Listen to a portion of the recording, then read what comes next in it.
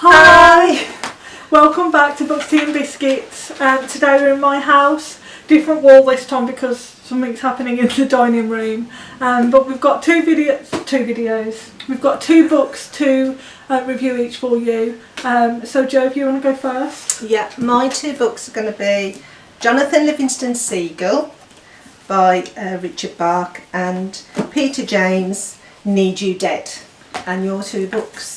Well, in the last video I said to you I'd be reviewing The Taking of Annie Thorne by C.J. Tudor and A Slow Fire Burning by Paula Hawkins. I haven't got around to reading A Slow Fire Burning yet, but I have read a short book by Gill called The Theft of the Kingsley Ruby, so I'll be reviewing this and The Theft of the Kingsley Ruby, of which I'll put the cover just here.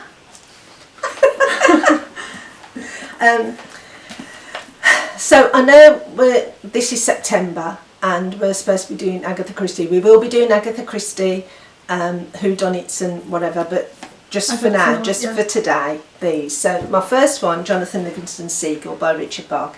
This was a book that was written in the 70s.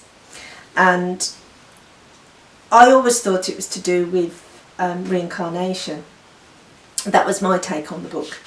But it's not really. It's being able to accomplish your dreams, really.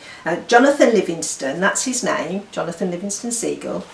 Mr. and Mrs. Seagull's son, Jonathan, is not like the other seagulls that congregate at the sea by the fishermen's boats and sort of pinch their fish and whatever. He's constantly trying to adapt his flying ability so that he can fly like eagles and any other bird going. So he keeps trying, and the elders are getting a bit fed up with him, so he ends up being chucked out of the flock, if you like, and he meets up with another bird that becomes his mentor and trains him, and basically it's how he accomplishes his dreams. That's what it's really all about. And he's able to fly faster and further than any other seagull, and he ends up becoming the mentor to other seagulls that see things the way he does, until one day he's taken by two very, very bright seagulls, so you get the impression he snuffs it. But I don't think he did. This is where I think reincarnation comes into it. This has got an extra chapter to it because chapter 4 was like a missing chapter. He didn't know how to fit it into the book, but he has in this re-edited version, so you've even got an extra chapter in this, which is very good. So it's Jonathan Livingston Seagull. I read this in an hour. So, if you've got a lot to do but you really fancy having a chill out during your lunch break, you can read this. It has got pictures. It's got great pictures, I think. I love the pictures in here. I can't see. Okay, I love the pictures in here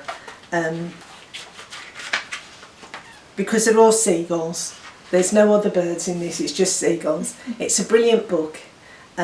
He did do another one called The Messiah, which I will at some point read because I don't know what that's about. I'll give you I'll give you the synopsis on this. Yes, me glasses. Okay, this is the complete edition of a timeless classic, which includes the recently rediscovered Part 4 and Last Words by Richard Bach, a story celebrating the strength of the individual and the joy of finding your own way. For most seagulls, flying is just a means of finding food, but for Jonathan Livingston Seagull, flying is life itself. In flying, Jonathan realises that he can find fulfilment and higher purpose in life. So against the conventions of his society, he seeks to become the best at doing what he loves. Jonathan shows us that if we follow our dreams, we can truly soar. This beautiful fable explains the importance of fulfilling our ambitions and making the most of our lives, even if these goals run against the norms of our flock. So, Jonathan Livingston Seagull by Richard Bach. Brilliant book, and I suggest you read it. How many stars do you give it? Oh, it's a 5, definitely. Definitely a 5. I don't think it needed chapter 4 though, but well, the last chapter, but part 4. But it's still a brilliant book. Oh, that's cool. I love that. I love that book. So I'll be reviewing now the short book I read, which is The Theft of the Kingsley Ruby by Gill, and that's not actually a physical copy. I think if you want the short story, you have to get it on an ebook, which I got from his website. So I was looking for a short book to read, and I didn't want to quite get into the Gill ones yet. That's for the next video. So I'll put the cover here. It's a nice burgundy vintage ornate 1920 style cover, which I love. Anything vintage, I love that anyway. But the book was, I read it in about 30 minutes actually, because it's only like a 22-page short story around the detective in the series called Henry Fleming, and he's basically a British private detective, and he's in France. He's in France, in Paris, and he's solving the theft of the Kingsley Ruby that was stolen from Zurich in Switzerland. And within chapter 2, he has solved the crime. I keep going to say murder because he's a private detective. He has solved the crime. You find out who's taken the ruby, and I thoroughly loved it. So he's got these little ways of, getting his brain to work. Whereas, like with Poirot, he always says that he doesn't like his little grey cells to get diminished or anything. Well, with Henry Fleming, he has a little box of sweets in his pocket, and usually they're sugared almonds, aren't they? Yeah. But in this one, he had sweetened cherries. He had like glacier cherries in a little box, so he always got some kind of sweets on him. And you realise he solved the crime when he stood at the hotel window, and he's laughing to himself, and he has a boiled cherry sweet. And I know in one of the books he has sugared almonds, and then the actual prime suspect in this short story asks him what he's laughing at. He gets offered a sweet and obviously turns it down, and then he says, meet me at breakfast, or let's go for a cup of tea, or meet me at breakfast. Anyway, they meet up and have a cup of tea, some pastries and whatnot, and then he explains to him how the crime happened, and I really enjoyed it. I loved it. It should, I think, get expanded into a full book. Well, I hope it does. I don't think it will, but I hope it does. But yeah, I really enjoyed it, and read it half an hour last night because I'm like, I didn't manage to read A Slow Fire Burning, what am I going to do? And I found this short one by Gill, and then in the next video we'll actually be reviewing the full books, some of the books anyway, along with some others that we've got planned. So I'd give it. For it being a short story, I'd still give it a 5 out of 5. I mean, I wish there was more to it. Yeah. It was only 2 chapters, but yeah, I really enjoyed it. Lovely. And I think that the story suited the cover. Yeah. So I'm reading Peter James's Need You Dead, so I'm reviewing this book now. It's about Lorna Belling. She's domestic violence victim. Her husband beats her or thumps her or something every opportunity he gets, and to help her cope with this life, she's living a second life. She has a lover, and his name's Greg, and they meet in this sort of a really low area where nobody she would know and nobody her lover would know would go there. And they meet in this bedsit at least once or twice a week, or sometimes a weekend, and it helps her cope with the life that she's got. She owns a salon, and she's doing this woman's hair this one day, and she said that she's just back off holiday, and she's all going on about her holiday, so excited about it and where they went and everything, and she sees a picture. And the picture of her with her fella or husband is Lorna's lover, Greg. But that's not even his name. Greg is not who she thought it was. Oh. And that's it then, that's done it for her. She can't cope with that. So she arranges to meet him to tell him that's it, we're not going to see each other anymore. They get into a disagreement, she threatens to tell his wife, they get into an argument, and she ends up dying. And is it murder? Is it an accident? The trouble is there's very little in the way of forensics.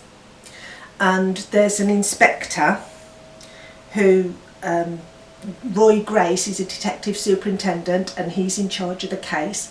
And as the case is going on, he suddenly realises that the person it seems to point to is a young constable. Oh. And so with that in mind is when it really starts getting exciting. You find out who it really is. You find out that this young constable's being set up. And even one of the forensic guys, he's an unusual forensic expert. He deals with, he can look at a picture that's not very clear and he can say who it is. You know, he does facial recognition on really bad photographs, and he's brilliant, and they call him in and he recognises the person. Really? Yeah, Wow. because there is a camera, but it's a very, very bad picture, and he recognises it, and he gets run off the road and everything. So it gets very exciting. I'll just read the synopsis. Lorna Belling, desperate to escape the marriage from hell, falls for the charms of a man who promises her the earth. But as Lorna soon finds, life seldom follows the plans you've made. A chance photograph on a client's mobile phone changes everything for her. When the body of a woman is found in a bath in Brighton, Detective Superintendent Roy Grace is called to the scene. At first it looks like an open and shut case with a clear prime suspect.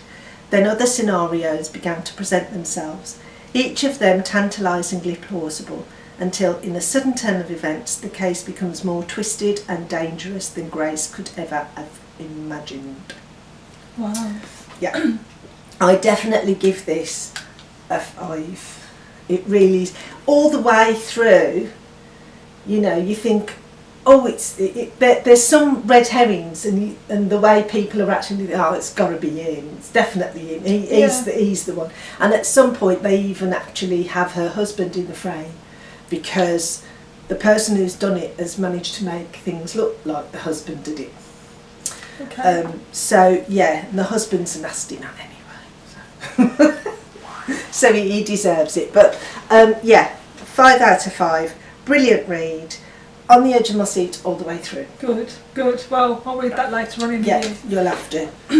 So my review now is of The Taking of Annie Thorne by C.J. Tudor.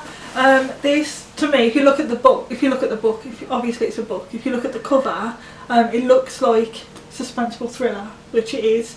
But unfortunately, there are a couple of things about it that I didn't like. Now, I'll give my star rating first and explain why. So, I only give this a 3.5 out of 5. And that's because, again, I've already told you before the book before we started filming, the author C.J. Tudor is British, okay? This is a British title of the book. I believe the US title is called Hiding Places or The Hiding Places. So shouldn't the American spelling be left for the American version of the book and the British spelling be in the British book? Because that really puts me off. I know I go on about it when I read books that have American spelling, but I don't like it. And it, I think it even started in chapter 1 or chapter 2, and ever since then, every time there was an American spelling of a word that we spell differently in Britain, I would just instantly, instead of thinking, oh, that's a good chapter or that's a good plot, there'd be rage in me because I don't like American spelling in a British book. And obviously I know that we all should be equal, whatever, but there are reasons why we spell it differently, you know. Anyway, that being said, I did like parts of the book. The book starts with an atrocity. Annie Thorne, a little 8-year-old girl, gets taken. She goes missing for 24 hours, and then when she comes back, she's not the same person. And then her brother, the next chapter is 25 years later, and her brother is coming back to the place that they grew up, Arnhill, I think it's in a village in Nottingham. And is that where she was taken from? Yes, Arnhill. And he's not a very nice person 25 years later, obviously. The character itself, you know, he's the whole of the book is like lies. He's lying about everything. He's got this limp when he starts teaching English at the school he went to, obviously because he's from the village. He gets beaten up all the time because I think once or twice he gets like beaten or gets lynched because of things from the past that he's bringing up, basically causing trouble for other people. But he's just trying to find out what happens, because the atrocity at the beginning of the book where a mother has killed her child and then shot herself in the head, that's the same thing that happened to his little sister 25 years ago, but nobody wants to help him find out the truth as to why. But it actually kind of turned into like a supernatural thing as well, because what happens to them, obviously I can't explain because it will ruin the book for you, but it's like a supernatural thing. Mm-hmm. Like I said, that picture is quite good, but it's almost like an effigy. Yeah. And he's living in that cottage where she committed the atrocities. It's called, I think, the Morton's cottage or something, or Morton's cottage, because Julia Morton killed her son, Ben Morton, and he was 10, I think. She caved his head in. Right, and then killed herself. But on the wall was written, "That's not my son." And the guy, Joey, the one, and his brother who's come back to the village 25 years later, he receives an email saying, "I know what happened to your sister. It's happening all over again." He gets that in his inbox, but he gets bricks thrown through his window saying, "Leave this village, you cripple," and things like that. And he's just trying to find out the truth of what happened, because when he was younger he had this friend, I can't remember his name, Stephen Hurst, and something happened to their friend. I think he was called Christopher. And he fell from the roof of one of the school buildings. He fell, but he didn't fall. Mm-hmm. He was pushed. Well, or whatever. Whatever happens in the book happens. But so with Annie Thorne, she's missing for 24 hours. When she comes back, she's not the same person. Yeah. So he decides when he comes back after 25 years to look into what happened. Because when she was 8, she went missing, but a few months later, her and her dad, they was all in the car, and they got into an accident, and Annie and the dad ended up dying. Right. And Joey got a limp from it anyway. Right. So he's never been able to find out the truth as to what happened, but he's come back to the village because I think he's found out about this atrocity. And he's come back to the village of Arnhill to find out what's happened, or to try and help or assist in the matter. But he's leaving destruction wherever he goes, because he's lying about things. Everything he says is a lie or bended from the truth. Does it say why he's lying? Yeah, obviously secrets in the past. If he tells the truth, secrets will come about. Right. So I did make some notes earlier on. I'm trying to find what it were. Can't find them, but yeah, it was just about him lying. He's not a very nice character. He does find out what happened to Annie and Ben, because Ben went missing for 24 hours as well, and when he come back, that's when because his mum was a teacher at the school, and people kept saying how much his behaviour would change, how much he was bullying the kids, and she took him out of school to try and find out what happened, but people said no, she had depression. And that's why she ended up killing the son and herself. But that's not the truth. She killed herself because obviously the guilt in killing her son. Yeah, but she killed her son because he's not the same person. Because the same thing happened to him as it did with Annie Thorne. Right. Okay, but it's a really good book, don't get me wrong. There were some chapters that I felt were a little bit lengthy, didn't need all that detail, and some of them were boring and it did drag on a little bit. And I'd say the first half of the book definitely better than the second half of the book, even though the second half of the book you find out what happened, but the detail could have been reduced. Does that make sense? Yes. It's really wordy in some parts. It doesn't need, I mean, she's given detail in the first few sentences, but then the whole page is around the detail of his limp or the beetle infestation in the house. It's stuff that's not really needed. Necessary, you could do without it. It's not going to ruin the story of the book. Yeah.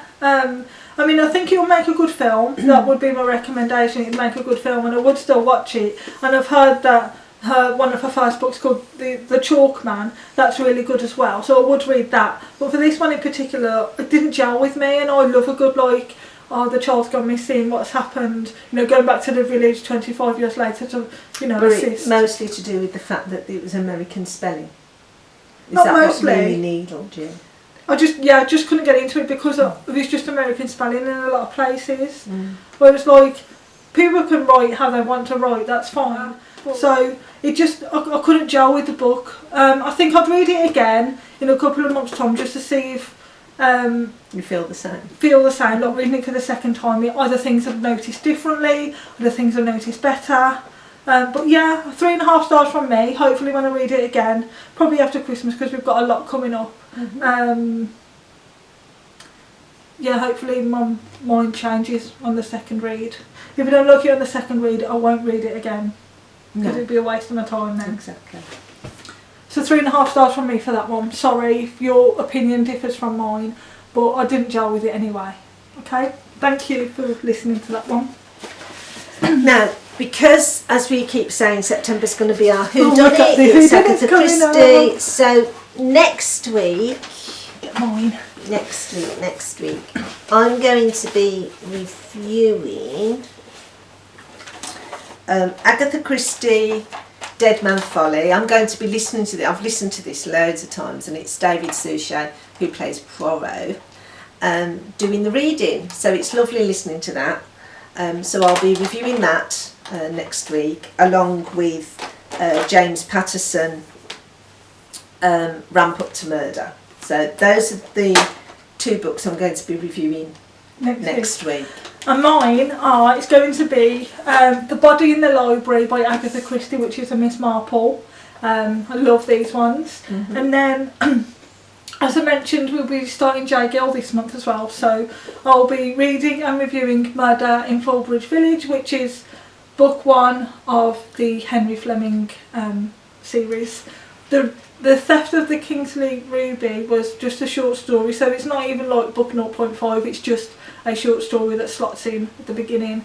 But you can read this without reading The Death of the Kingsley Ruby. You don't have to read everything in order because there's no series. Does that make sense? Yeah, nothing's connected. All the you can sort of review the books all together, or they're standalone books because nothing will ruin anything else, will it? No, you won't find whatever happened in there. The murderer will never be mentioned in book 2, and so on like that. So you never know unless you read the books. And what I do like about this, because obviously I have read this one before, but it was over a year ago, or almost a year ago, so I'll be reading it again, see if I pick anything up. But what I did like, I hate bending the covers on these, but there's a character list at the beginning, and it even mentions his dog, Skip, Fleming's 4-legged friend, a yellow Labrador. I love that. So yeah, and his friend's cat. And a cat. Well, you can see, like, it's a vintage style cover, a proper British murder mystery set in the 1920s. Which is great. Very quaint, yeah. Yes. So that'll be mine. Yeah. Agatha Christie's Body in the Library and Murder in Fulbridge Village by Gill. And Agatha Christie's Dead Man's Folly, which is a Hercule Poirot one, and David Suchet reading it for me and me listening to it, and James Patterson, Ramp Up to Murder, which is a true murder, and he just writes brilliantly about them. So those are mine for next week. We've got quite a lot of reading to do this month, haven't we? Yes. I'm also, obviously in the next coming weeks, I can't say what it is we'll both be reading, but I'm also, as well as reading 2 Agatha Christie's and 4 Gill books, I'm listening to an Agatha Christie as well, so that'll be 7 in total for me for this month, which is a good going, I think. But these I could read in a day anyway, a couple of hours. Yeah, they don't take long to I'll probably read 2 in a day if I'm not doing anything, but we've both got a busy month as well, and I've got to fit in 7 books and you're going to fit in 6, aren't you? I think. 6 or 7. 6 or 7, yeah. Because I've got some already read. Yeah, I've got some more Agatha Christie to obviously read and review, along with the Kay Scarpetta series. So I've got 2 books to review of her, one with a Agatha Christie and one with another Agatha Christie, and another James Patterson, which will be Murder in Real Life with another Agatha Christie. So, and also concerts as well. Yeah, you've got a busy month. I've got a busy month. So I am going to see Cats in Space again. I know I keep harping on about them, but they are brilliant, and they're starting their second leg of the tour next week. They're going to be going to Bathgate in Scotland. They're going to Southend, where the drummer lives, Stevie Bacon, and they're going to Redditch, and they're going to Wimborne at some point, but that's not this month. They're going to Payton this month, and that. So if you want to know, go on their website www.catsinspace.co.uk, and it will give you the list of concert dates. And that's my plug again. That's my plug for them. That's the advert for them. It is it's a good show. Well, thanks for watching, guys. We hope you enjoyed this video. Look out for our next one coming on the 9th of September. Yeah. So thank you for watching. Bye.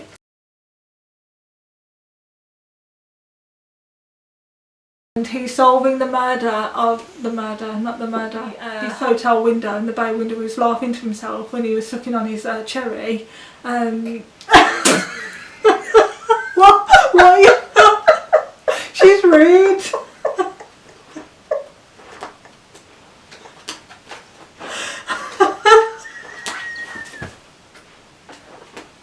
I'm going to have to do it all again.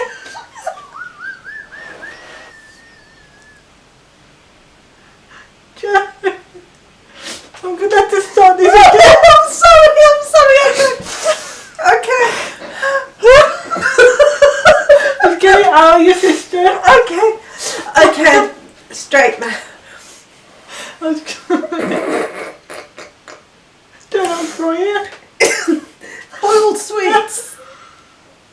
You got some boiled sweets. Yes, with the cherries. When he stood to get his brains working, when he stood at the hotel window, I can't say it now, I can't discuss it. Yes, you can work now. To get his brains working, and the little grey cells, as Poirot would say, when he stood at the hotel window, he's laughing to me. You said you wasn't going to laugh. I'm sorry. I'm not going to laugh now. I'm not. This is going to go as a blooper. Okay, no, I'm serious now. He's at the window He's sucking on a sweet. And he's laughing to himself, sucking on his cherry. No, you started. Okay, I won't say sucking, I'll just put he has a cherry sweet. Okay. Yeah. So you've realised he solved the crime when he stood. He's going to go off in a minute, yeah. Okay, I'm serious now. Oh, I've got all red. It's a bit warm in here. You realised he solved the crime when he stood at God, it's your actions, can you stop looking? I'm not looking. Okay.